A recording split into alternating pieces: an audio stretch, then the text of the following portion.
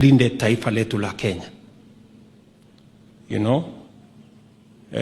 Saa zingine tunazembea, saa ile mambo imeharibika, tunatafuta mtu wa kulaumu. Tumesema ya kwamba maneno ya religious extremism, ile ambayo inatuletea hasara kama ile tulipata kule Shakahola, lazima tuzuie.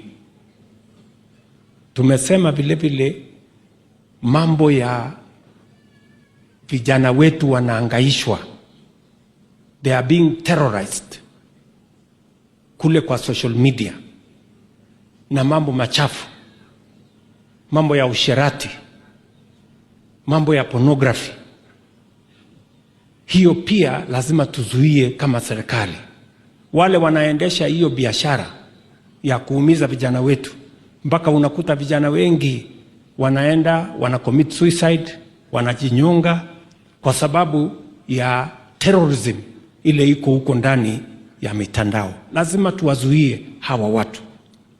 Vile vile wale wanatumia mitandao kuendesha ugaidi, we must also stand up to them and protect the nation.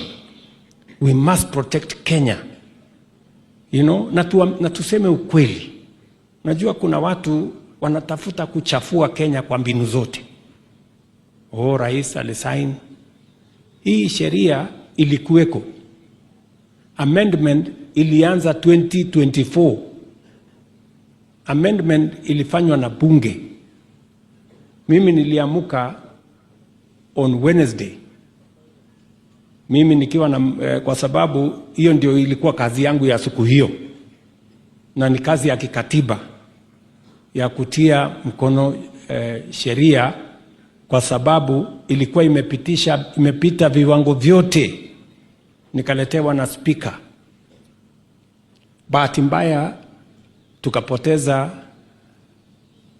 waziri wetu mkuu wa zamani, lakini tayari nilikuwa ofisini kwa hiyo kazi. Hata nilikuwa nimevaa shati, nilikuwa naenda Ukambani kwa mambo ya barabara. So I was on duty just like any other citizen. Hakuna kitu ya kuficha, hakuna kitu ya giza, hakuna kitu inafanywa usiku. We are doing the right thing for Kenya. We want to protect this nation from situations that undermine the well-being of the young people of our nation, the well-being of the people of Kenya, the security of the country, na yale mambo mengine ambayo yatatusaidia. Wale wanaosema waseme ukweli, wawachane na porojo, wawache misinformation, wawache disinformation. Let us speak what is right. Work, blood, sweat, and prayers. Came from the bottom, now I'm climbing stairs. Never lost hope, kept my soul alert. This my life, yeah, this my day's work. On my day's work.